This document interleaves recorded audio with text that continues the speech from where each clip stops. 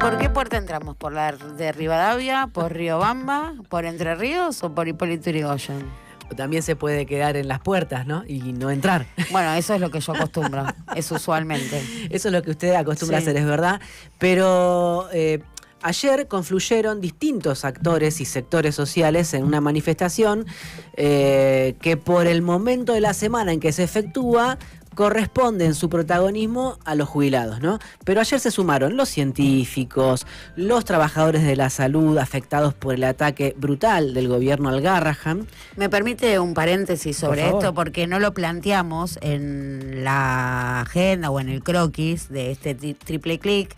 Pero lo cierto es que buscando este hilo conductor que encadenó este programa, donde no se trata de hablar, sino de ir contando el cuentito, de encontrar justamente el entramado, en la discusión del Garrahan, en esto que se plantea en términos de si es o no es gasto público, decir que por supuesto que es gasto público, entendido gasto público como sinónimo de inversión pública, porque así es utilizado en la literatura económica, y cuando dicen, no, bueno, va por encima de la discusión ideológica, el Garrahan no está ideologizado porque atraviesa toda la sociedad, claro. No, esto es una discusión ideológica, es una discusión puramente ideológica, es gasto público y así lo defendemos. Cierro el paréntesis. Bueno, además de los laburantes del sector salud, los laburantes del sector pasivo, podríamos decir, a propósito de los jubilados, también había movimientos sociales. No le diga pasivos, porque están más activos que usted, que es sexagenario. No le diga pasivos, me parece muy injusta la calificación. Yo estoy más cansado que mis colegas de segmento etario. Sí. Pero había un nutrido y variopinto, digamos, paisaje de actores sociales peleando centro por los de derechos estudiantes, de digo, mi hija fue Exacto. con su centro de estudiantes, las mujeres, universitarios. Absolutamente. Entonces, feminismos, ¿no? Que hacía rato que no aparecía esa palabra en las coberturas periodísticas, no porque no estuvieran teniendo sus diferentes abordajes o discusiones en aquellos lugares donde todavía estén tramitando sus luchas, sino porque la agenda viró el ojo de Sauron, ¿no? Para decirlo en términos de la película del Señor de los Anillos, viró directamente hacia Mordor. Y Mordor... No es una película, es un libro, bien, le voy a decir. Pero bueno, está bien, yo no leí el libro, solo vi las sagas cinematográficas. 30 años. Pero más. Tiene razón. Pero lo que quiero decir es que el ojo de Sauron viró hacia Mordor. En Mordor, ¿qué hay? En Mordor está el mal, pese a que a mí me incomoda hablar de bien y de mal y de moralizar la discusión. En Mordor están justamente aquellos que quieren instalar esta discusión de que hay gasto público, que eso tiene que ser inhibido, recortado, ajustado y aplastado, y que también hay algunos zombies perdidos en Mordor, suponiendo que no hay que hablar de que es gasto público cuando se trata de una institución que hace bien. Exactamente, digo, Corea del Centro está planteando que como esto cruza a toda la sociedad, no hay una discusión desde el campo popular acá, ¿no? Esto está por encima de la discusión, esto es gasto público porque necesita partida presupuestaria y de la presencia de un Estado, y por supuesto que ahí estamos discutiendo el corazón del asunto, pero en lavar, ¿no? La cuestión del Garrahan, sí, y en sacar o darle voz a madres, personas que el Garrahan fueron abrazadas por el Garrahan, y remarcar esto, contá que vos no tenés ninguna pertenencia, decí que no sos kirchnerista, ¿no? Entonces ahí hay algo también para poner en cuestión. Y esto que pasaba afuera tenía su correlato adentro. De hecho, afuera pasaba esto porque dentro del recinto, dentro del temario, estaba la iniciativa para emplazar a las comisiones que tenían que discutir en la ampliación del presupuesto universitario. Emplazar es ponerle plazo. Le tenían que poner fecha de tratamiento en comisión a la discusión de más presupuesto para universidades. Lo mismo para declarar en la comisión de presupuesto y otra más la emergencia sanitaria para la pediatría infantil, y con eso dotar más recursos a instituciones como el Garrahan. Lo mismo se discutía también a propósito de la emergencia por el temporal ocurrido en provincia de Buenos Aires hace 20 días atrás. O sea, había sectores sociales damnificados por políticas de este gobierno que asistían a las puertas del Congreso, a la plaza de los dos Congresos, mientras adentro se debatía lo que a ellos les interesaba. O sea, eran actores actores con interés político, social y económico, ¿sí? O sea, para salir de la cuestión del bien y del mal. ¿Qué pasó? Bueno, el gobierno acostó a todos los que pudo acostar, el oficialismo logró prevalecer en aquello que pudo, no lo logró en materia previsional, ¿sí? Y en discapacidad. También había movilización de asociaciones civiles vinculadas a la defensa de los derechos de las personas con discapacidad, que fueron muy maltratadas por este gobierno también en el último tiempo. Pero en discapacidad y en previsional, el gobierno ayer perdió la discusión, perdió la batalla, fue aplastado por la oposición y también por incluso aquellos bloques que suelen ser aliados del gobierno nacional, ¿no? En el caso de los jubilados, el aumento del 7,2% para los haberes previsionales, salvo aquellos que estén contemplados en regímenes especiales, y el aumento de 40 pesitos para el bono, que estaba en 70 pesos y pasaría a 110, según esta ley, bueno, se aprobó con 142 votos contra 67 negativos y 19 abstenciones. No son 2/3, con lo cual, aun si se aprueba en el Senado y Milei lo vetara, la oposición trataría de insistir y es difícil suponer que va a conseguir los 2/3 para prevalecer contra el gobierno nacional. Hay que ver qué pasa. Y en cuanto a la moratoria... Y ahí aparecen, perdón, sí, los soldaditos, los 87 que está buscando el gobierno. Exactamente, sume usted, 67 votos en contra ayer, 19 que se abstuvieron. Los 19 que se abstienen porque hubieran querido votar a favor por miedo al escrache público de periodistas y jubilados, porque no les interesaba votar ni a favor ni en contra, porque hay elecciones y en alguna provincia por ahí es más sensible el tema de las jubilaciones y ellos quieren revalidar su puestito en el Congreso y entonces no quieren hacer campaña habiendo votado en contra de los jubilados, sabiendo encima que después Milei se va a inmolar y va a vetar. Entonces dicen, ¿para qué me voy a jugar a favor del gobierno, en contra de los jubilados? ¿Para qué? Si bajo mi perfil puedo hacer campaña, nadie me putea y puedo seguir siendo ¿No tiene legislador? costo político la abstención? En la pronunciamiento, cuando se pronunciaban sobre la abstención y sobre todo me llamó particular atención la forma de decir abstención de Loredo y de María Eugenia Vidal, donde en el tono de la abstención, así sea para abstención y como de alguna manera refregarlo y decir yo me abstengo y sí, hay algo impostado también en el abstención de María Eugenia Vidal, hay Exacto. algo de... En el caso de María Eugenia Vidal hay incomodidad porque su discurso histórico, pese a que después en las acciones concretas lo que hubo fue incumplimiento, fue arrogarse la defensa de los jubilados. Claro. En el caso de Loredo hay una sobreactuación porque quiere ser el candidato de Milei en Córdoba. Entonces necesita marcar que él se abstiene, que él necesita hablarle a la UCR, a lo que quede de la UCR en Córdoba, diciéndole, bueno, no puedo votar a favor del gobierno. No como voto de a favor acá y del como gobierno. de acá. Y al gobierno con al mismo esa tiempo le dice, abstención come. yo no claro. te voto en contra. Claro. ¿Sí? Es un doble juego. Pero lo que sucedió después fue más interesante con la restitución de la moratoria previsional que beneficiaría a 300.000 trabajadores en condiciones de jubilarse pero que no tienen aportes suficientes. Sobre eso quiero decir que también, para anotar, como todos tuvieron que reconocer, que el costo fiscal que tiene una moratoria es ínfimo. Y esto lo tuvieron que reconocer todos los bloques. Digo, no todos, por supuesto, el oficialismo no. Sí. Pero lo dijo Massot que él en la comisión, cuando el experto había dicho, bueno, la oficina del presupuesto del Congreso, para ser precisa, había dicho el costo fiscal, que si no me equivoco era 0,5 o estaba 0,3 del PBI, dijo... Es irreal que no abramos una moratoria con una economía informal del 47%. El problema es que los activos no pueden sostener los pasivos porque hay cada vez menos activos o porque los activos están cada vez más negreados. Absolutamente. Sí, fue clarísimo Massot en ese sentido.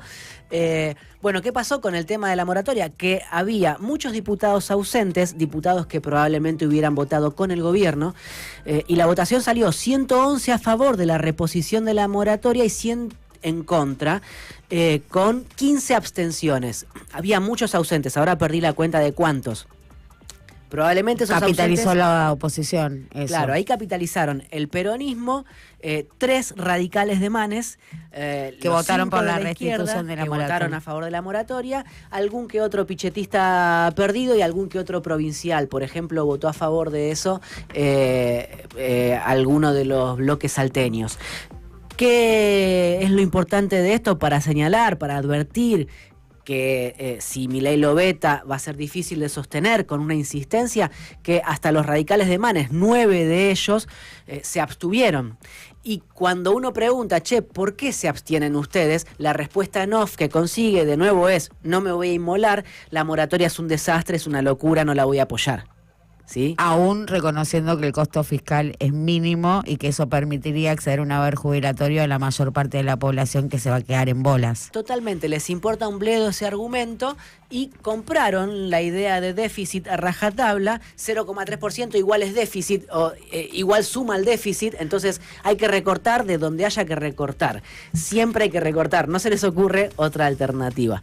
Son radicales que, incluso los que están dentro del bloque de Manes, en muchos casos tienen ligazón con los gobernadores de sus provincias. Porque, por ejemplo, dentro del bloque de Manes hay una diputada de Entre Ríos que responde a Rogelio Frigerio y que ayer no dio quórum, pese a que el quórum se consiguió. ¿Sí? Y no dio quórum por instrucción de Frigerio. Y Frigerio está en sintonía con Milei. Y quiere encabezar, no quiere que le arme una lista porque, claro, pierde la interna. Totalmente. Entonces, todas esas cosas complejizan el tablero político, lo sistémico de la política, mientras afuera pasan otras cosas que tienen que ver con que todavía estamos vivos. Antes de ir a ese optimismo, tengo algunas preguntas incómodas para hacerle, Pierri. Primero, siendo que se trataba moratoria previsional, la ausencia de Máximo Kirchner en la Cámara, o por lo menos no se lo vio como orador, si esto tiene una lectura política, porque fue uno de los grandes promotores de la moratoria previsional, el que se la cargó sobre las espaldas, o el que, dejar en voz o como miembro informante a Victoria Tolosa Paz, si eso tiene una lectura política, porque de hecho fue la representante, la voz cantante del Bloque de Unión por la Patria en este sentido. Y en paralelo, bueno, esto que se habla de por qué se cayó el tratamiento o la designación de autoridades, si no me equivoco, para conformar la comisión investigadora del caso Libra. Respecto de Máximo Kirchner, hay que decir que él pasa poco tiempo sentado a su banca, ¿sí? Es un diputado que... Pero cuando quiere hablar, habla, digo. También. Sí, pero el último discurso que dio fue cuando decir que no va a laburar, no me parece que explique que sí. No habló porque no va a laburar. No estoy diciendo que no va a laburar. Usted lo dijo. Yo interpreté eso, no pasa tiempo sentado en su banca como, no sé, el alumno no está en clase, a eso escuché. No, porque justamente yo tengo otra mirada de la política y entiendo que la clase no es solo estar sentado en su banca. Lo que pretendía explicar era que Máximo Kirchner no suele pasar mucho tiempo sentado a su banca, que suele estar detrás de los cortinados, rosqueando, y eso en política es laburar, o también articulando. Coincidimos en que eso habla bien de él. O sea, sí, no estoy hablando mal de él, claro. No, pero porque también esto no se sabe mucho. Él ejerce una suerte de jefatura dentro de un subbloque, Unión por la Patria, porque ponerlo en ese lugar... Es una referencia indiscutida para los diputados kirchneristas, desde ya que sí, e incluso... Está validado por el cuerpo kirchnerista del bloque de Unión por la Patria. Sí, nadie discute, pero, perdón, ni de Máximo ni de otros diputados, nadie discute que no estén sentados a su banca todo el tiempo. Trabajar de diputado dentro del recinto es, por ejemplo, hacer lo que hizo Victoria Tolosa Paz, negociando con Massot durante gran parte de la tarde el proyecto unificado que terminó convirtiéndose a la media sanción.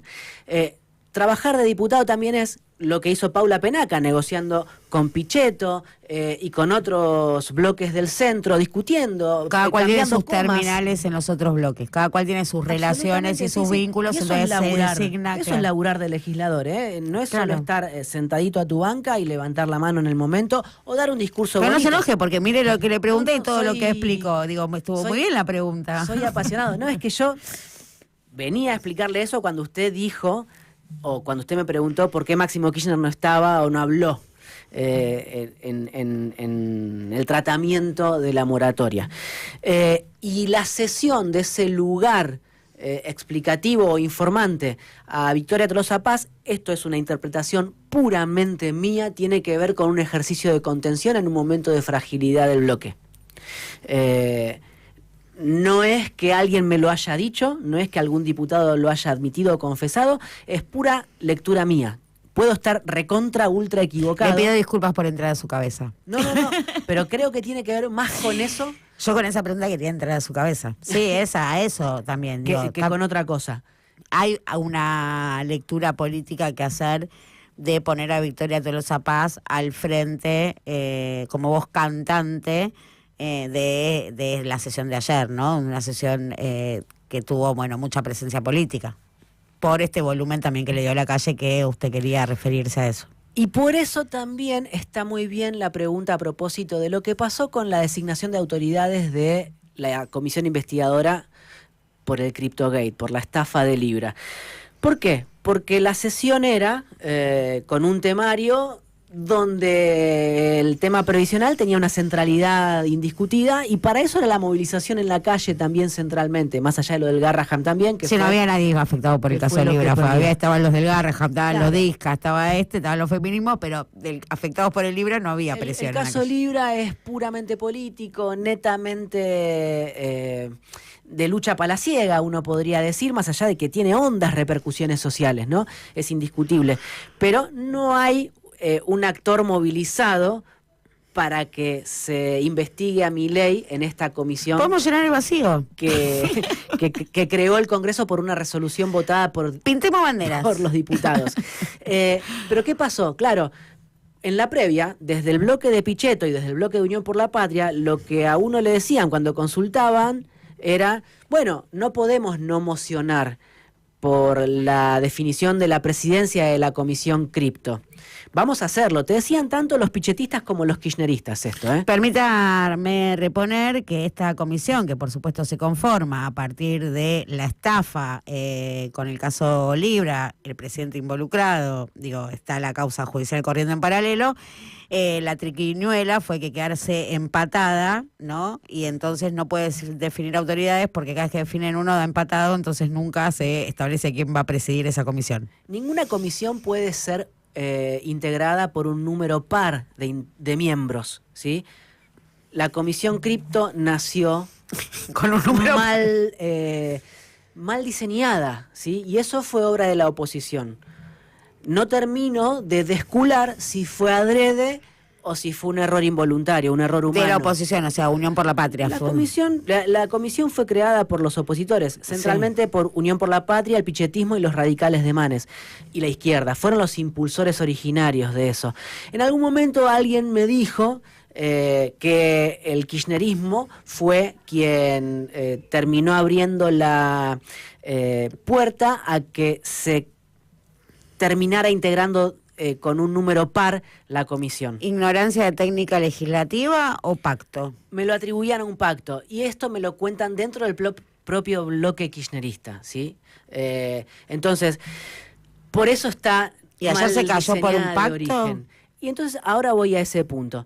Lo que termina sucediendo ayer, después de que estuviera empatada, la comisión efectivamente está conformada, hay 28 miembros, el oficialismo propuso para que la presidiera en su momento un libertario, eso no fue respaldado por la oposición, entonces solo obtuvo 14 votos en la comisión el libertario y 14 votos en contra. La oposición propuso que la presidiera una peronista, obtuvo 14 votos a favor, 14 en contra, Farda y a la lona. Todos se van al mazo y la oposición lo que dijo es: lo voy a impulsar en recinto. Entonces ayer la oposición consumió las primeras 3 horas de discusión parlamentaria tratando de forzar a Menem a que se designe al presidente de la comisión.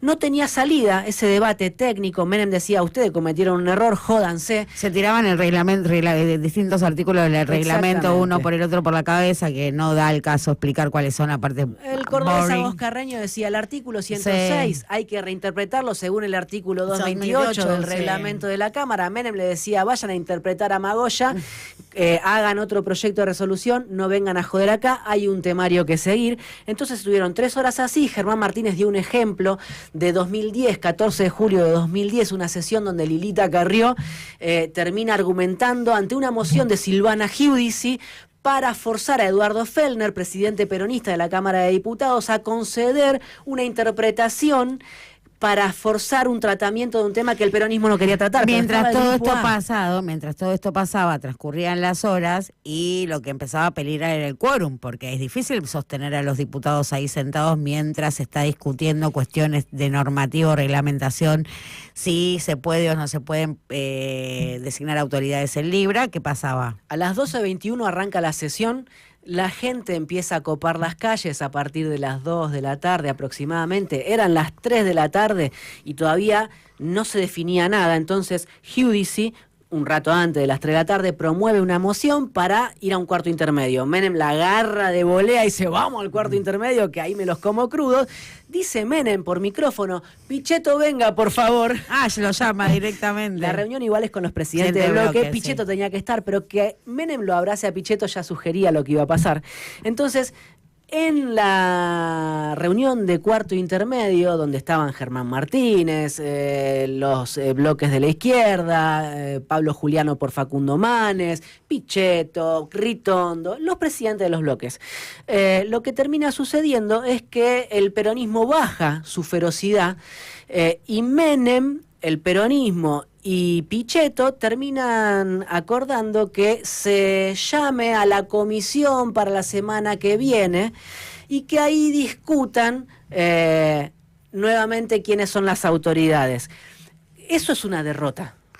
Claro, digo, a ver, es difícil pensar en estos términos como pacto, porque si Unión por la Patria está discutiendo con los libertarios cuestiones de reglamento para designar las autoridades de la comisión, y esto se va dilatando, y pasa 1 hora, 1 hora y media.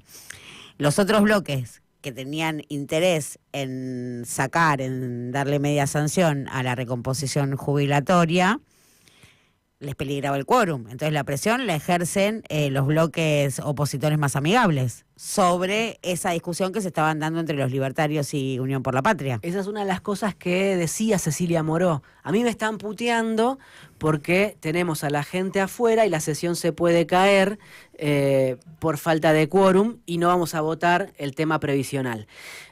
Adentro de la reunión de cuarto intermedio, se supone Martínez seguía defendiendo la comisión investigadora, pero estaba, se supone, en algún grado en franca minoría, ¿sí? Pichetto propone la composición de las autoridades de esa comisión investigadora con 2 vicepresidentes y un secretario, ¿sí? En vez de que haya un presidente y que ese presidente sea del oficialismo o de la oposición, Pichetto, ante el encierro, dice... Esto es información exclusiva, dice, bueno, que haya 2 vices y un secretario. Anda a elegir a los 2 vices y al secretario, que sería el que incline la balanza, ¿sí? Entonces lo sacan carpiendo también, pese a que había algún grado de racionalidad en esa propuesta y el peronismo compraba, según me dicen. ¿Cuánto vale la creatividad, no, a la hora de hacer política? La genialidad de saber cómo extrabar algo. Instrumentos. Pero no prospera eso. ¿Y qué es lo que termina prosperando a la madrugada? O sea, esta madrugada. Que el coordinador de la comisión sea el secretario parlamentario de Martín Menem, Adrián Pagán. ¿El que lee los artículos? Exacto. Esa comisión... ¿La va a presidir el secretario general parlamentario? La va a coordinar. Para no decir que la preside, dicen que la va a coordinar. ¿Germán Martínez aceptó eso? Absolutamente. Fue un acuerdo entre Menem, Pichetto y Martínez. Entonces, es muy difícil no hablar de pacto, aunque duela. Porque acuerdo hay, entendimiento hay. Germán Martínez podrá decir con total y absoluta legitimidad, yo necesito que se siga discutiendo del caso Libra para que la opinión pública conozca eso. Pero en la lógica parlamentaria hay acuerdos para que algo funcione o algo se caiga. Arrancaron con un planteo de máxima y se les cayó ese planteo de máxima a los opositores más férreos. Con lo cual... La derrota estaba cantada, pese a que algunos se irriten con que uno cuente cómo fue esa derrota. Y y eso duela, digamos. Lo que sucede es que el volumen de lo que se agita en la calle todavía no es lo suficientemente grande como para incidir dentro del Palacio. Y en el Palacio, pese a que haya opositores férreos, no tienen todavía la capacidad de persuadir a los actores aliados para que se vengan del lado contrario al del oficialismo. Faltan 3 minutos para las 10 de la mañana y necesitamos un oxígeno.